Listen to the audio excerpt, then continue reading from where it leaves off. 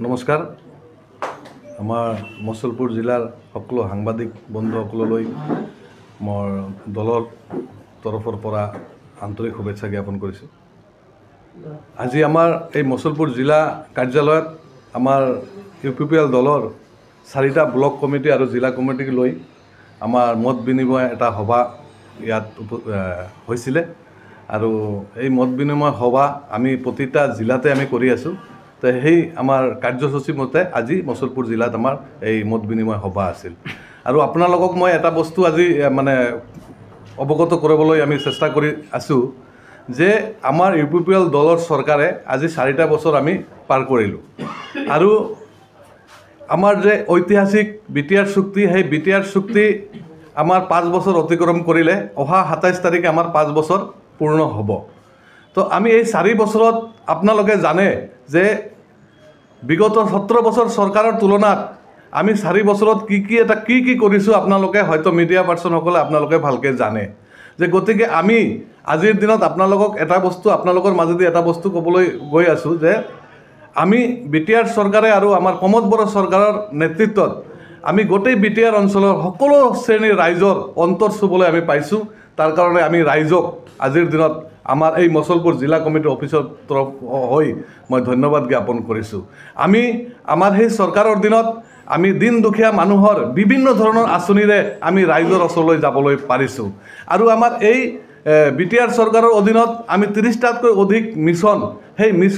মিছনৰ মাজেদি আমি ৰাইজৰ অন্তৰ চুবলৈ পাইছোঁ আৰু এটা কথা হৈছে যে আপোনালোকে চাইছে BTR অঞ্চলত এটা ধুনীয়া মানে চিনাৰী আপোনালোকে আজিৰ দিনত পাব যে BTR অঞ্চল সেই হিংসা জৰ্জৰিত এটা অঞ্চল আজিৰ দিনত খুব ধুনীয়া এটা পৰিস্থিতিত সকলো শ্ৰেণীৰ মানুহৰ লগত লৈ আমাৰ BTR চৰকাৰখনে BTR চৰকাৰৰ মুৰব্বীজনে আজিৰ দিনত চলি আছে। সেইদিনা আপোনালোকে চাইছে ভাৰতবৰ্ষৰ ভিতৰত প্ৰথমবাৰ এজন ব্যক্তিয়ে এজন পলিটিকেল নেতাই BTR অঞ্চলৰ 26টা জনগোষ্ঠীৰ কাৰণে এখন ভিজন ডকুমেণ্ট সৃষ্টি কৰিছে যিটো 50 বছৰলৈকে এই অঞ্চলত বসবাস কৰা সকলো জাতি জনগোষ্ঠীৰ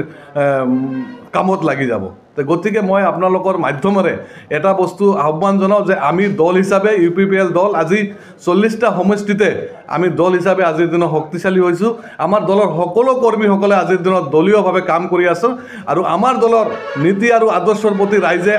আকৰ্ষিত হৈ আজি ৰাইজে কিন্তু আপোনালোকে চাইছে সকলো দিনে বিভিন্ন দল সংগঠনৰ পৰা আমাৰ দলত যোগদান কৰি আছে। গতিকে আমি ভাবোঁ যে ৰাইজৰ এই ইমানখিনি সঁহাৰি ৰাইজৰ যি মানে আমাৰ দলৰ প্ৰতি যি মৰম সেই ৰাইজে আজি বুজি পাইছে যে BTRত সেই বিৰোধী যি চৰকাৰ হাগ্ৰামা চৰকাৰৰ যে পতন সেই পতন হৈছে আৰু অহা দিনতো হাগ্ৰামা চৰকাৰৰ পতন হ'বই নিশ্চিত। আমাৰ চৰকাৰে অহা মাৰ্চ মাহৰ আগে আমি এই 4 বছৰত যি ধৰণৰ চৰকাৰী মানে স্কিমবিলাক লোৱা হৈছিল চৰকাৰী যি কাম কাজ লোৱা হৈছিল তাৰ এখন মানে প্ৰতিবেদন তাৰ এখন কিতাপ মানে ভিজন ডকুমেণ্টছ হিচাপে আমি ৰাইজৰ আগত প্ৰকাশ কৰিম। আমাৰ দলৰ প্ৰধানৰ দায়িত্ব আছে আমি দলৰ প্ৰধানে নিশ্চয় চিন্তা কৰি আছে এইটোলৈ কিন্তু আমি দল হিচাপে আমি 40টা সমষ্টিতে আজি এক্টিভ আছোঁ আৰু মানে 40টা সমষ্টিতে আমি শক্তিশালী আছোঁ। গতিকে আমাৰ দল হিচাপে আমি 40টা সমষ্টিত আজিৰ দিনত শক্তিশালী। যিমানখিনি আমাৰ দলীয় কৰ্মকৰ্তাসকল আছে আমি তেখেতৰ লগত আমাৰ সম্পৰ্ক ভাল। বৰ্তমান সময়ত যদিও বা বিৰোধী পক্ষৰ পৰা যথেষ্ট আমাৰ ওপৰত অভিযোগ দি আছে এই চৰকাৰে একো কাম কৰিব পৰা নাই কিন্তু যদি আমি ৰিপ্লাই দিব যাওঁ আমি এটা কথা ক'ম যদি আমাৰ চৰকাৰ বা আমাৰ দলে যদি কামেই কৰা নাই তেতিয়াহ'লে আজিৰ দিনত লাখ হাজাৰ মানুহবিলাকে আমাৰ অঞ্চলৰ নাগৰিকবিলাকে অৰুণোদয় স্কিম পাই আছে। হাজাৰ লাখ মানুহবিলাকে চৰকাৰী অনুদান ৰেচন কাৰ্ড পাই আছে। আমি আমাৰ এই UPPL দলৰ নেতৃত্ব BTR চৰকাৰৰ ফালৰ পৰা আমি দুখীয়া ৰাইজক সঁহাৰি দিবৰ কাৰণে বা ছাপোৰ্ট দিবৰ কাৰণে আমি আলেৰি চেৰাং বিটাংকি আমি ইতিমধ্যে ৰূপায়ণ কৰিছোঁ। জ্ঞান চেৰাং বিটাংকি আমি দুখীয়া ছাত্ৰ ছাত্ৰীবিলাকৰ মাজত আমি জ্ঞান চেৰাং বিটাংকি আমি দি আছোঁ। মাইনাও চেৰাং বিটাংকি যি সেল্ফ হেল্প গ্ৰুপ মহিলা বাইদেউসকলৰ কাৰণে আমি ইতিমধ্যে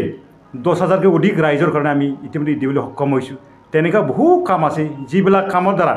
আমি যথেষ্ট ৰাইজক উপকৃত কৰিব পাৰিছোঁ বুলি আমি আজিৰ দিনত সক্ষম হৈছোঁ। আগত সময়ত ৰাইজৰ সৰ্বাংগীন উন্নয়ন কৰিবৰ কাৰণে UPPL দল আৰু BTR চৰকাৰে সদায় ৰেডি আছোঁ। আমাৰ দলৰ হৈ আমাৰ BTR চৰকাৰ হৈ কিছু কথা অৱগত কৰিবৰ কাৰণে আজি আমি ইয়াত আপোনালোকক নিমন্ত্ৰণ জনাইছোঁ। আমাক আপোনালোকে সময় দিয়াৰ কাৰণে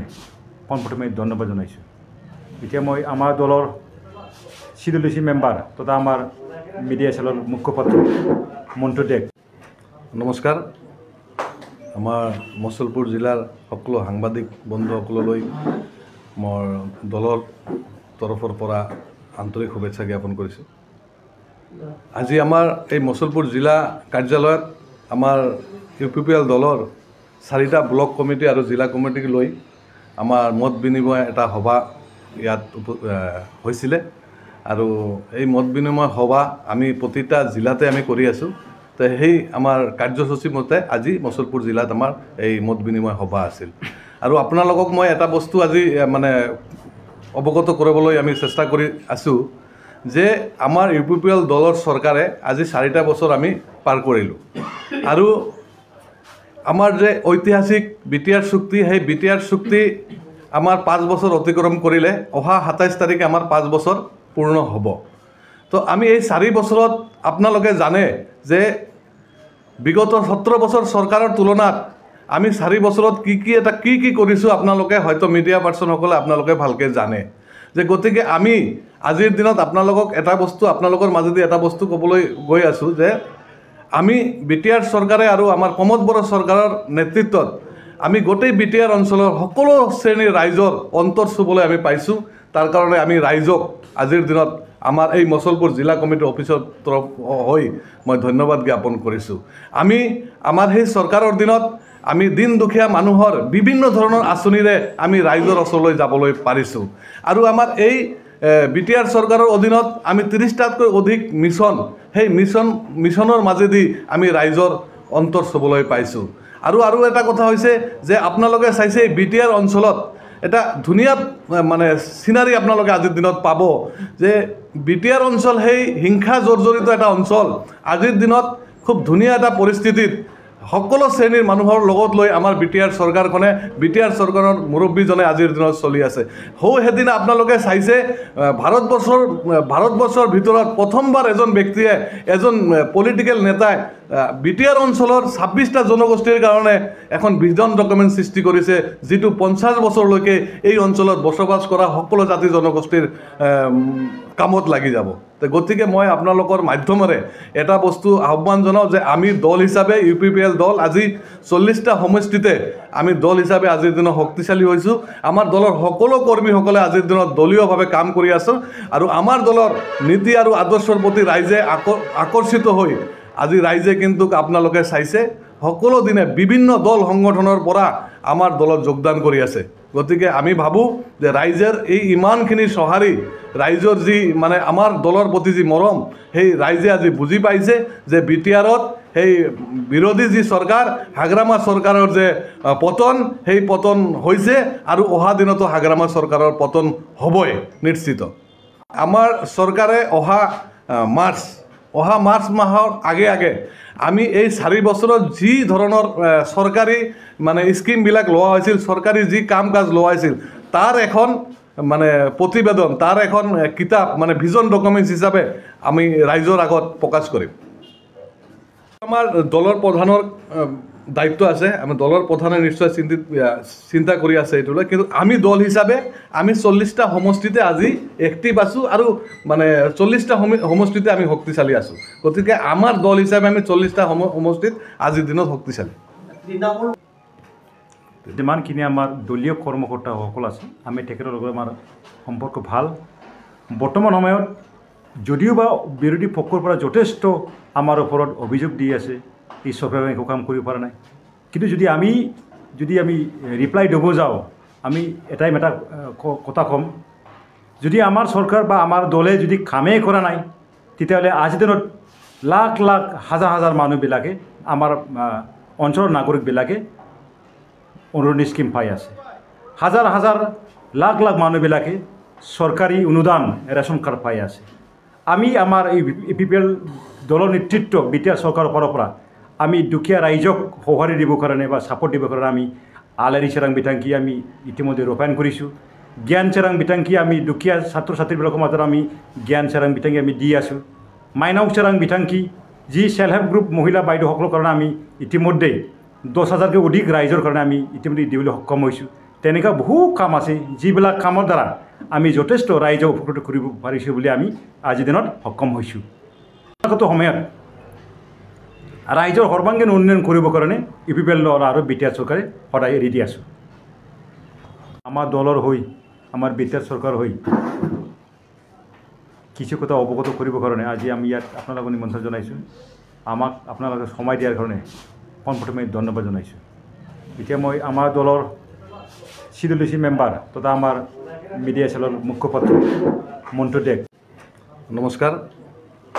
আমাৰ মুছলপুৰ জিলাৰ সকলো সাংবাদিক বন্ধুসকললৈ মোৰ দলৰ তৰফৰ পৰা আন্তৰিক শুভেচ্ছা জ্ঞাপন কৰিছোঁ আজি আমাৰ এই মুছলপুৰ জিলা কাৰ্যালয়ত আমাৰ UPPL দলৰ 4টা ব্লক কমিটি আৰু জিলা কমিটিক লৈ আমাৰ মত বিনিময় এটা সভা ইয়াত